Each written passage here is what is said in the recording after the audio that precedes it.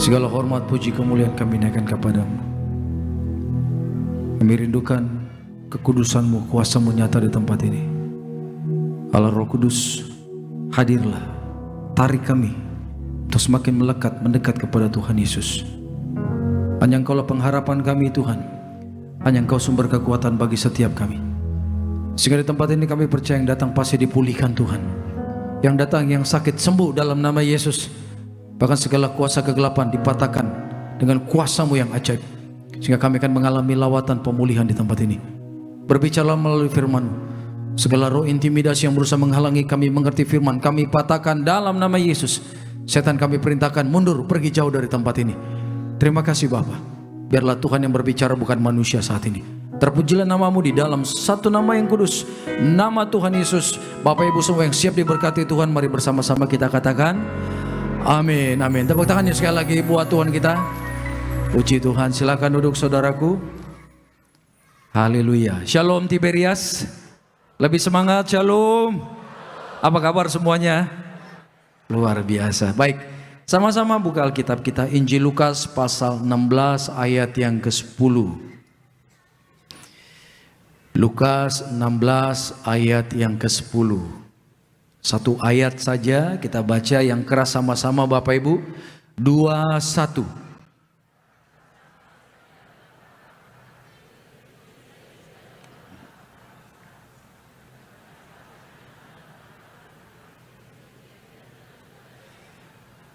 Sekali lagi lebih mantap ya. Baca, resapi ayat ini Bapak Ibu. Sama-sama. 2, 1. Barang siapa setia dalam perkara-perkara kecil, ia setia juga dalam perkara-perkara besar. Lanjut.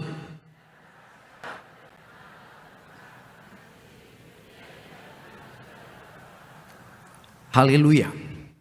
Di sini dikatakan, barang siapa setia dalam perkara kecil, ia juga setia dalam perkara besar. Percayalah saudaraku, rancangan Tuhan buat setiap kita yang hadir, katakan bagiku, katakan. Rencana Tuhan itu pasti dahsyat, pasti luar biasa. Amin. Mungkin saat ini kita merasa, tapi hidupku masih biasa-biasa aja Tuhan. That's okay. Kalau kita biasa, memang natural kita biasa. Yang luar biasa itu Yesus. Ketika yang luar biasa masuk ke dalam hidup kita pasti sama seperti Dia luar biasa. Tetapi hidup di dalam Tuhan ada satu kata yang seringkali kita sering untuk hindari, yaitu apa? Proses. Di dalam kekristenan, di dalam Tuhan Yesus itu selalu diajarkan tentang proses. Saudara. Kenapa Tuhan proses hidup kita? Supaya ketika kita menerima janjinya yang besar, kita tidak lupa sama Tuhan. Kita tidak tinggalkan Tuhan. Ketika Bapak Ibu menerima janjinya yang besar, yang luar biasa engkau terima dalam hidup kita, maka kita tetap berani berkata, aku bisa seperti ini semua karena kebaikan Tuhan. Rencana Tuhan itu dahsyat, contoh seperti ini. Tapi percaya tidak, banyak orang Kristen keburu pulang ke surga dan rencana Tuhan belum digenapi dalam hidup dia. Tuhan mau pakai dia sampai level di sini, tapi sampai di level ini udah keburu pulang. Itu banyak. Kenapa saudaraku? Apakah Tuhan tidak mampu menggenapi rencananya? Mampu, tapi apa? Seringkali kita ini berjalan sendirian. Kita tidak mau diproses sama Tuhan. Kita maunya instan, saudaraku. Sementara dalam Tuhan tidak ada istilah instan. Tuhan kita mau kita taat setia menantikan janjinya. Katakan amin.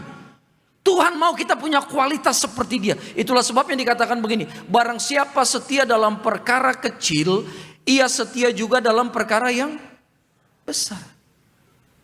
Kalau kita mau jujur, berapa kali Tuhan kasih kita kesempatan, tapi karena kita menganggap kesempatan itu kecil, kita menganggap lalu. Padahal itu pintu gerbang untuk terjadinya terobosan yang besar dalam kehidupan kita. Tapi kita menganggap kecil.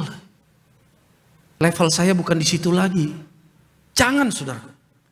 Bapak Ibu tahu kisah Daud. Ketika Daud mengalahkan Goliat, kira-kira tujuan utama Goliat ke medan perang itu apa? Ternyata tujuan Daud pergi ke medan perang bukan untuk bertempur melawan Goliat, bukan. Jadi di sini ada tentara Israel, sini tentara Israel, di sini tentara Palestina, saudaraku. Di sini perang nih. Ini di gunung, ini lembah. Di sini Goliat selalu berteriak, kirimkan utusan kalian lawan saya. Kalau kalian kalah, kalian jadi budak kami. Kalau kami kalah, kami jadi budak kalian. Pertaruhannya satu bangsa. Ini peperangan yang besar. Tapi masalahnya, tidak ada tentara Israel yang berani turun. Kenapa? Karena Goliat tingginya 3 meter. Badannya besar berotot. Bapak Ibu pernah ngeliat orang tinggi 3 meter enggak? Saya pernah berdiri di samping salah satu pemain NBA Amerika. Kebetulan saya ketemu, tingginya 2 meter 20 cm. Saya kayak cucunya dia, saudaraku. Segininya dia saya. 2,2 meter begini. Nah, kebayang nggak Goliat 3 meter? Badannya berotot. Sampai-sampai baju perangnya dia dari ujung rambut sampai telapak kaki itu beratnya ratusan kilo. Dan dia kuat. Itulah sebabnya tentara Israel tidak ada yang berani turun. Tapi Alkitab dan sejarah mencatat bahwa Goliat yang tinggi besar itu kalah oleh siapa? Daud. Pertanyaannya, apa tujuan Daud pergi ke medan perang itu? Ternyata bukan untuk berperang melawan Goliat. Bapak Ibu tahu nggak tujuan utamanya? Bawa makanan buat abang-abangnya. Jadi saudaraku, ya nih lihat nih. Tuhan pakai bapaknya Daud untuk memberikan Daud perintah, bawa makan buat saudara-saudaramu. Dan Daud taat. Ini dia yang namanya perkara kecil. Bisa nggak Daud protes sama bapaknya? Masa saya sih? Apalagi abang-abangnya itu cemburu sama Daud. Bisa aja Daud berkata, saya nggak mau. Mereka jahat sama saya. Nggak ada yang mau menemani saya. Bisa saja Daud protes. Bisa saja Daud berkata, Bapak pakai aja orang suruhanmu, jangan aku. Aku kan anak, masa pekerjaan sepele nganterin makanan suruh aku. Tapi Alkitab berkata Daud ini taat. Katakan taat, saudaraku. Dia taat dan dia mau melakukan pekerjaan itu. Pekerjaan itu sepele tapi dia mau taat. Karena apa? Dia anak muda yang intim dengan Tuhan. Dia tahu, saudaraku, di dalam ketaatan akan ada promosi. Kalau Daud tidak pergi saat itu ngantar makanan bapaknya buat adik, buat saudara-saudaranya, saya percaya Daud tidak akan jadi raja, saudaraku. Bayangkan, hanya dari taat membawa makanan dipromosikan Tuhan tinggi luar biasa menjadi orang nomor 1 di Israel. Karena itu mulai hari ini jangan pernah anggap sepele perkara kecil. Katakan amin. Apalagi kalau perkara itu dari Tuhan, saudaraku. Jangan pernah anggap ringan. Dan karena Daud taat, dia awalnya bawa rantang isi makanan. Tapi kemudian dia lihat Goliat teriak-teriak di bawah. Dan tentara Israel semua ketakutan. Dia pikir, wah, apa yang salah ini? Tentara Israel yang badannya tinggi besar berotot termasuk abang-abangnya. Tidak ada yang berani turun. Sehingga Daud berkata, izinkan aku turun. Dia masih muda belia, masih ABG. Tapi dia punya iman yang besar. Ternyata punya pengalaman, mulut beruang saja dia robek. Karena apa? Ada urapan Tuhan. Saya melihat orang kalau diurapi Tuhan punya kekuatan yang besar, saudaraku. Katakan amin. Sama seperti Samson. Bayangkan Samson seorang diri bisa membunuh ribuan tentara musuh. Perang di mana? Di saat ini satu orang lawan ribuan orang. Kalau di film ada Rambo, itu film. Di dunia kenyataan kadang satu orang yang untuk nangkap satu orang kirim satu pasukan, benar nggak? Tapi di dalam firman ada namanya Samson, satu orang bisa membunuh ribuan tentara musuh. Kenapa? Karena ada kekuatan Tuhan, urapan Tuhan begitu dahsyat luar biasa. Jadi tempat ini Tuhan mengajarkan Bapak Ibu dan saya apa? Taat. Hal-hal sepele yang Tuhan suruh untuk kita lakukan seringkali ketika taat, ujungnya ternyata kesempatan yang besar. Saya ingat, saudaraku, awal ketika saya mau menikah, prikitiu menikah, ya kan. Yang masih jomblo jangan gigit jari ya. Nanti kita doa. Siapa yang masih jomblo di sini? Angkat tangan. Enggak ada yang angkat tangan. Serius nih udah punya jodoh semua ini. Yang udah punya jodoh jangan angkat tangan ya. Di pulang gereja dijewer saudaraku. Tenang, yang jomblo nanti selesai ibadah kita doa pelepasan roh jomblo. Amin. Pulang ibadah terbuka pintu-pintu. Kesempatan untuk mendapat pasangan. Haleluya. Gitu. Jadi ketika saya mau menikah, ya, saya bergereja Tiberias tahun 94 mulai. Tahu Tiberias. Kemudian saya merantau saudaraku pergi ke negara seberang. Nah, saya pelayanan di salah satu sinode gereja besar di Indonesia. Ya, saya merantau di sana 5 tahun. Nah, puji Tuhan di gereja itu saya sudah diangkat jadi pendeta. Dan ketika saya mau pulang ke Indonesia, saya doa, Tuhan, aku pelayanan di mana? Calon istriku di Tiberias. Aku di sinode ini. Di sini aku pulang ke Indonesia, yang mau khotbah udah gampang karena aku udah khotbah, udah pendeta. Kalau di Tiberias istilah Pertamina apa Bapak Ibu? Mulai dari nol ya, gitu, ya kan? Karena saya belum pernah pelayanan di sini. Tapi Tuhan arahkan saya Tiberias. Apakah saya komplain sama Tuhan? Ya Tuhan, masa saya udah khotbah? Masa mulai dari nol lagi pelayanan saya? Enggak lu. Saya bilang mau di mana Tuhan utus saya siap. Tahu nggak Bapak Ibu pelayanan pertama saya di gereja Tiberias apa? 2007. Oh sorry, ya 2007. Saya dengan istri awal pelayanan itu jadi usher, yang tugasnya di pintu gereja. Shalom, silakan masuk. Ada yang kosong saya bantu, ya kan? Itu dulu pelayanan saya. Dan saya melakukan itu dengan sukacita. Saya teringat satu kesaksian seorang jemaat dari gereja lain, ya, di Amerika. Orang ini bilang begini, dia mau bunuh diri. Dia mau bunuh diri karena masalah dia merasa dia begitu berat. Tapi kemudian dia bilang begini, Tuhan, aku mau ke gereja. Kalau di gereja engkau bicara kepada aku bahwa engkau mengasihi aku tidak akan bunuh diri. Tiba-tiba dia ke gereja. Begitu ke gereja, ada satu usher yang menyambut dia dengan senyuman, dengan urapan yang luar biasa. Shalom, Tuhan Yesus memberkati, selamat beribadah. Ayo duduk, saya antar. Dia langsung merasa, wow, semua orang nolak saya. Semua orang benci saya. Sampai saya mau bunuh diri. Sampai di gereja ada orang yang begitu baik menyambut saya. Sepertinya saya ini orang penting. Sampai duduk saja saya mau dianterin. Dan mulai di situ Tuhan bicara, engkau berharga di mataku. Dan dia pulang tidak jadi bunuh diri. Jadi pelayanan usher ini sungguh luar biasa saudaraku. Betul. Bilang amin dulu. Jadi ketika Bapak Ibu ketemu orang di luar, ketemu orang di rumah sakit, di pasar, di pekerjaan, kau berkata shalom. Ketika engkau mengatakan dengan sungguh hati, ya akan dengan urapan Tuhan yang ada dalam hidupmu, orang itu pasti diberkati Bapak Ibu. Shalom itu artinya damai sejahtera Tuhan dan mengalir melimpah dalam orang itu. Akhirnya saya renungkan, aduh Tuhan, kalau saat itu mungkin saya agak sombong dikit bilang inilah pelayanan usher ngapain? Di sana saya udah khotbah, di sini cuma jadi usher. Kalau saya saat itu nolak jadi usher, saya percaya siang ini nggak ketemu sama Bapak Ibu. Artinya saya sangat menghargai yang namanya proses Tuhan. Kalau Bapak Ibu setia dalam perkara kecil, percaya Tuhan percayakan perkara yang besar. Coba buka pada dalam Yohanes 14 ayat 12. Yohanes pasal 14 ayat 12. Yohanes 14 ayat 12.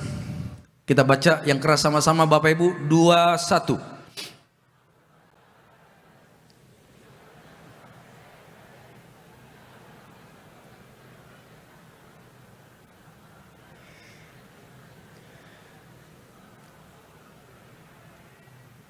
Katakan amin dulu. Katakan firman ini untuk aku, katakan. Yang berkata-kata dalam ayat ini siapa? Tolong bantu saya. Yang berkata-kata dalam ayat ini siapa? Tuhan ya. Lihat janji Tuhan Yesus, tolong dibuka terus ya, sebentar. Aku berkata kepadamu, sesungguhnya barang siapa percaya kepadaku, katakan percaya kepada nama Yesus. Apa janji Tuhan? Ia akan melakukan juga pekerjaan-pekerjaan yang aku lakukan. Jadi Tuhan bilang modalnya cuma percaya, saudaraku. Tuhan tidak bilang barang siapa sekolah teologi tinggi-tinggi. No. Barang siapa punya sesuatu dan berani memberikan kepadaku. No. Tuhan bilang barang siapa modalnya dikatakan iman, percaya kepada Yesus, janji Tuhan katakan ia akan melakukan juga pekerjaan-pekerjaan yang aku lakukan. Saya mau tanya, ketika Yesus di bumi, pekerjaan apa yang Yesus lakukan? Tolong bantu saya Bapak Ibu, pekerjaan apa yang Yesus lakukan? Menyembuhkan orang? Ya. Mujizat apa lagi? Yang buta? Yang tuli? Oke. Terus air jadi anggur. Apa lagi? Melipat gandakan ikan dan roti. Apa lagi? Orang mati bangkit. Tuhan yang bilang, bukan saya, saudaraku. Bahwa Bapak Ibu ketika percaya kepada nama Yesus, kita semua katakan, aku juga katakan. Kita dikatakan akan melakukan pekerjaan-pekerjaan yang Yesus lakukan. Jadi mulai hari ini percaya, saudaraku, bukan hanya engkau diberkati, tapi apa yang kita kerjakan diberkati berlipat kali ganda. Yang bilang amin kurang mantep nih. Saya tahu ini jam-jam penuh pencobaan Bapak Ibu. Saya mengerti Bapak Ibu. Tapi biarlah kita kuat semua. Kita menang, amin. Haleluya. Sampai di mana khotbah saya tadi? Ayo, ujian langsung datang dari pendeta. Kita di sini Bapak Ibu harus percaya bahwa berkat Tuhan dahsyat. Kita bukan hanya diberkati, tapi diberkati berlipat kali kan? Karena Yesus bisa melipat gandakan itu. Siapa yang bisa melakukan? Coba bayangkan, 5 roti, 2 ikan, 15.000 kepala bisa makan. Ini kalau estimator suruh bikin RAB juga bingung nih Bapak Ibu. Ya, ini kalau proyek gimana caranya ini? 15.000 orang modalnya 5 roti 2 ikan. Sulit. Tapi ternyata bagi Tuhan tidak ada yang mustahil. Kalau anakmu sakit, istrimu, suamimu sakit, orang tuamu sakit, percaya di tangan kita ada kuasa.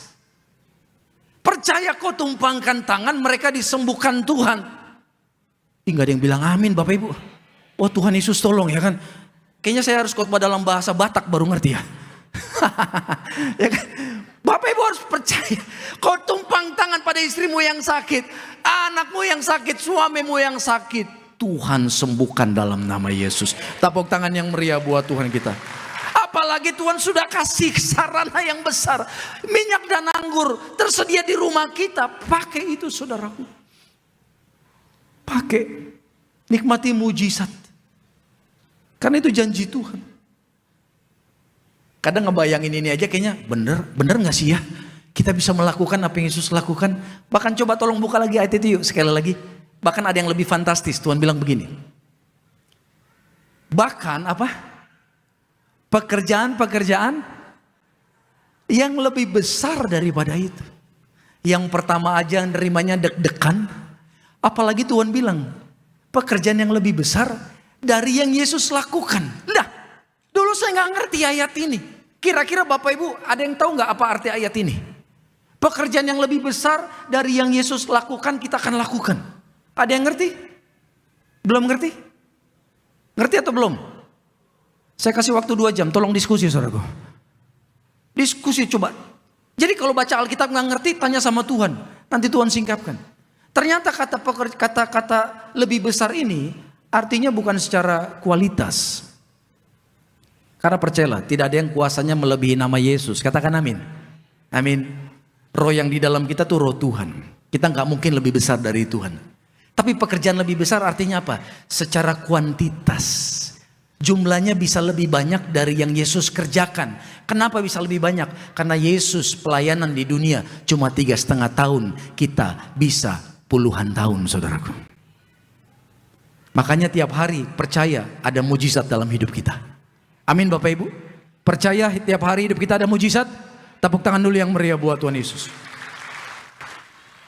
Jadi kalau Tuhan akan pakai kita melakukan pekerjaan yang Yesus lakukan, maka mulai hari ini jangan jadi orang Kristen yang hanya mikiri diri sendiri. Yang penting aku sembuh, yang penting aku diberkati, yang penting aku sehat, yang penting pernikahanku aman, yang penting bisnisku lancar.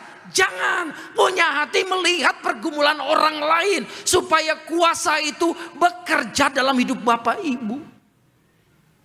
Kuasanya sudah ada, masalahnya seringkali kita tidak pakai kuasa itu. Orang Roh Kudus yang di dalam saya, di dalam Bapak Ibu sama kok, katakan amin. Sama. Dan Roh Kudus yang di dalam Bapak Ibu dan di dalam saya, itu roh yang sama yang membangkitkan Yesus 2000 tahun yang lalu. Itu sama. Karena itu saya katakan, orang Kristen gak boleh biasa-biasa hidupnya. Kita harus luar biasa. Haleluya. Ya. Coba terakhir, Yeskiel 47 Bapak Ibu. Yeskiel 47 ayat 3 sampai 5. Yeskiel 47 3 sampai 5. Yeskiel 47 ayat 3 sampai 5. Saya baca ayat 3. Sedang orang itu pergi ke arah timur dan memegang tali pengukur di tangannya. Ia mengukur 1000 hasta dan menyuruh aku masuk ke dalam air. Ketika dia masuk ke dalam air dikatakan apa? Maka dalamnya sampai di pergelangan kaki. 4 yang keras.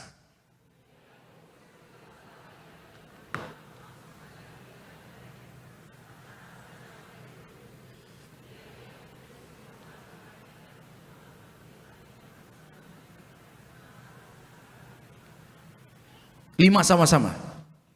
Sekali lagi ia mengukur 1000 hasta lagi. Sekarang air itu sudah menjadi sungai di mana aku tidak dapat berjalan lagi. Terus.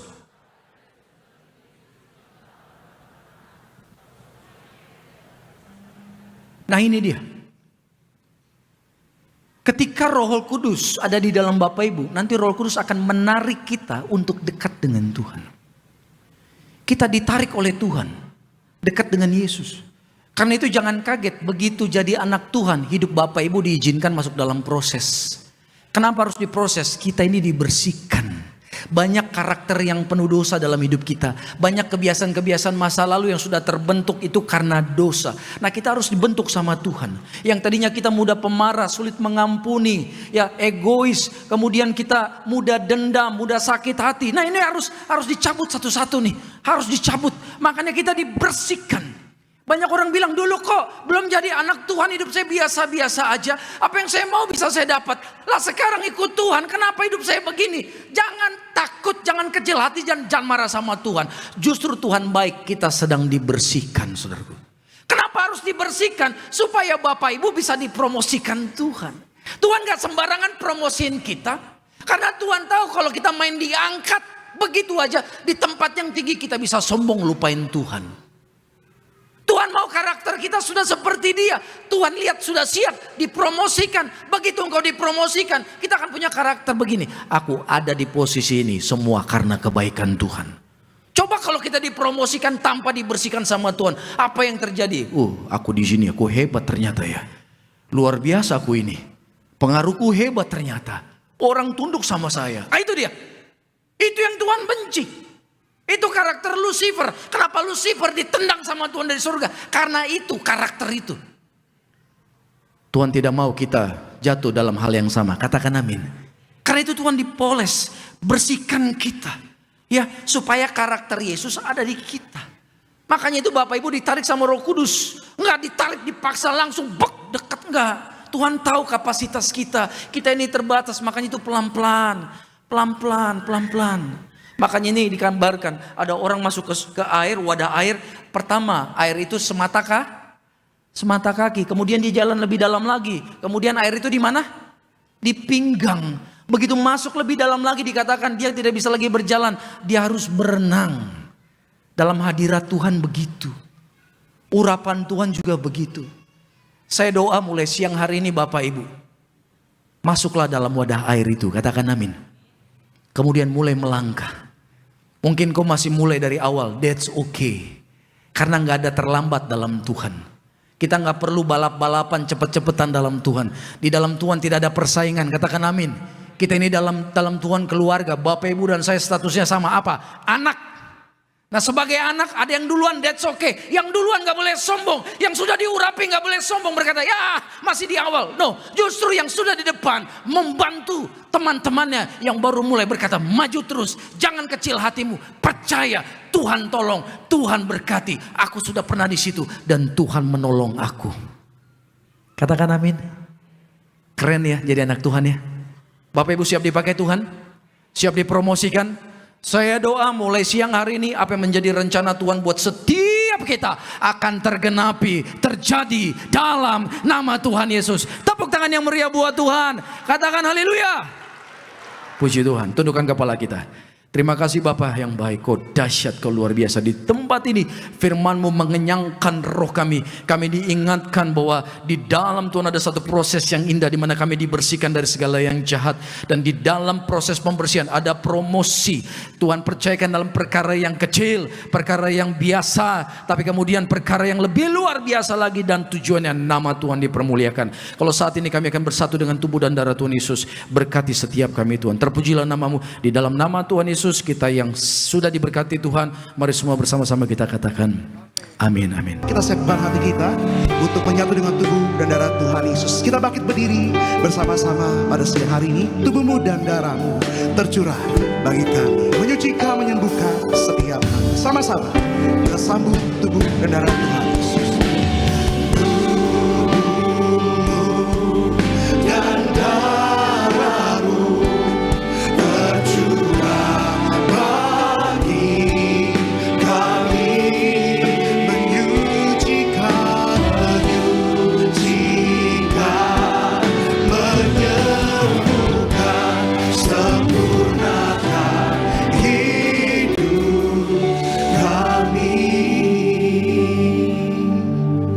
Bersama-sama saudaraku kita angkat roti yang akan dibentuk menjadi tubuh Tuhan Yesus. Mari dengan iman, naikkan imanmu, sama-sama katakan dalam nama Tuhan Yesus. Inilah roti yang turun dari surga, inilah tubuh Tuhan Yesus yang tergantung di atas kayu salib. Yang pertama, yang memberikan kami, keluarga kami, hidup kekal dalam surga. Yang kedua, menyempurnakan tubuhku sehat sempurna, menyempurnakan jiwa dan rohku agar dibangkitkan pada akhir zaman. Yang ketiga, tubuh Kristus yang tertumbak, tertikam di atas kayu salib agar kami bersama keluarga tidak terkapar di meja operasi, tidak terkapar di rumah sakit. Kami tidak lumpuh, tidak pikun, tidak koma, tidak terkapar di ruang ICU. Kami tolak kanker tumor, kami tolak leukemia. Doaku siang ini, segala penyakitku sudah sembuh, diangkat di atas kayu salib. Dalam nama Tuhan Yesus, inilah roti yang turun dari surga, inilah tubuh Tuhan Yesus Kristus.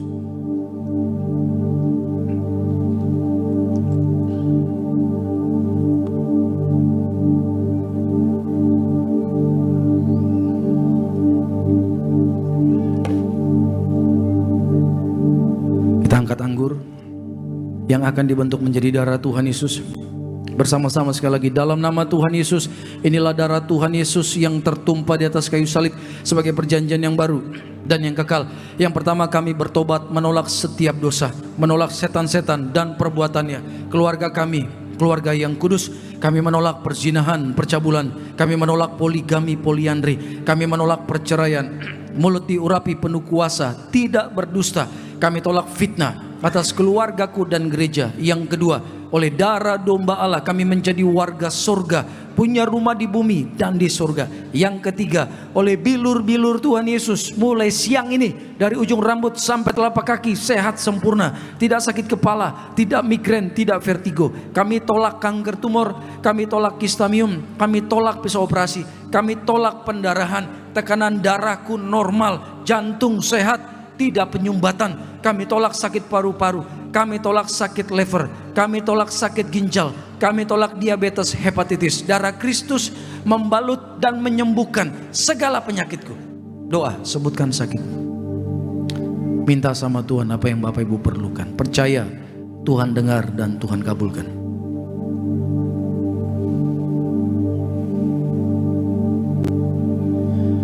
Bersama-sama sekali lagi dalam nama Tuhan Yesus. Firman Tuhan berkata, perjamuan kudus ini lebih dari roti mana. Yang pertama, bangsa Israel 40 tahun makan tidur di padang gurun, artinya tidur pun kami diberkati. Yang kedua, dengan roti mana setiap hari jubah baru, artinya mulia. kami akan terbang ke surga sepanjang masa diam di rumah Tuhan. Yang ketiga, dengan roti mana setiap hari, kasut baru, sepatu baru. Artinya kami tidak gagal. Pekerjaanku, usaha, karir, pelayanan diberkati Tuhan, berhasil. Hari ini Tuhan, hidup kami semua di bumi seperti di surga, tidak miskin, tidak kekurangan. Segala sakit, penyakit dan penderitaan kami sudah diangkat, diselesaikan di atas kayu salib. Dalam nama Tuhan Yesus, inilah darah Tuhan Yesus.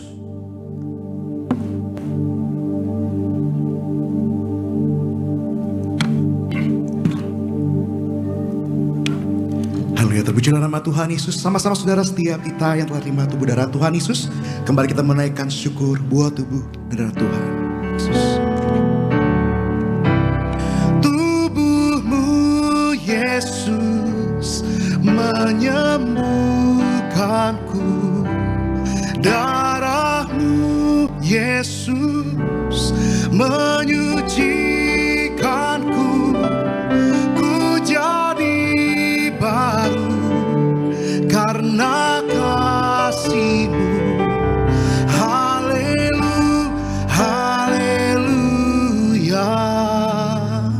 Saat ini hamba berdoa di dalam nama Bapa, Putra dan Roh Kudus.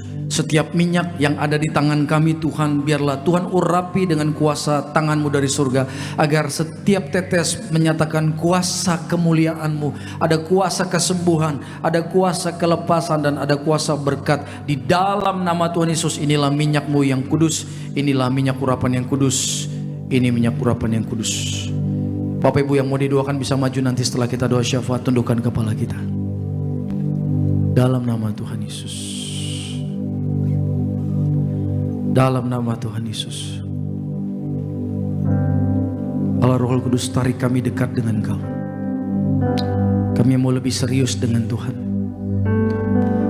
Kalau kemarin-kemarin kami sering menganggap remeh kesempatan kecil yang Tuhan hadirkan, saat ini kami bertobat dan kami mohon Tuhan, berikan kami kesempatan berikut.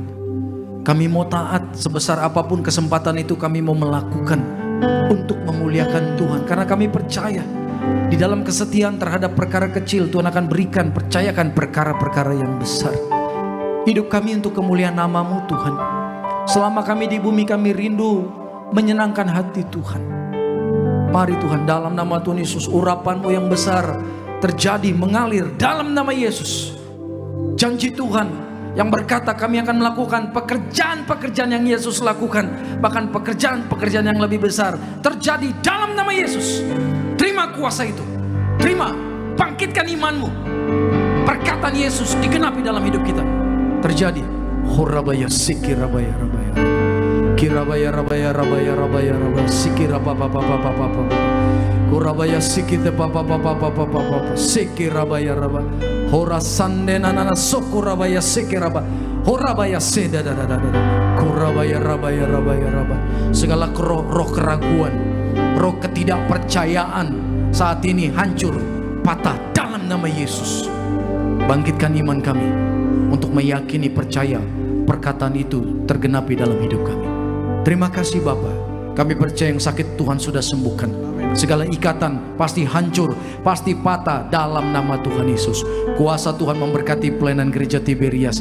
Berkati Ibu Gembala sidang kami, berikan kesehatan, kekuatan, umur yang panjang. Pakai lebih dahsyat lagi dengan urapan-Mu yang besar untuk menjangkau banyak jiwa bagi kerajaan surga. Terima kasih Bapak. Kalau sebentar kami akan pulang, kami percaya malaikat Allah menjaga, melindungi kami. Kami aman tiba ke rumah kami masing-masing. Saudaraku, arahkan hati kita kepada Tuhan. Angkat kedua tangan kita. Terimalah berkat dari Bapa, kasih dari Tuhan kita Yesus Kristus, penyertaan yang manis dari Allah Roh Kudus akan menyertai seluruh hidup kita mulai siang hari ini sampai Maranatha. Tuhan Yesus datang kedua kali, jemput kita semua di awan-awan yang permai. Yang bangga jadi anak Tuhan Yesus, mari semua bersama-sama kita katakan amin, amin.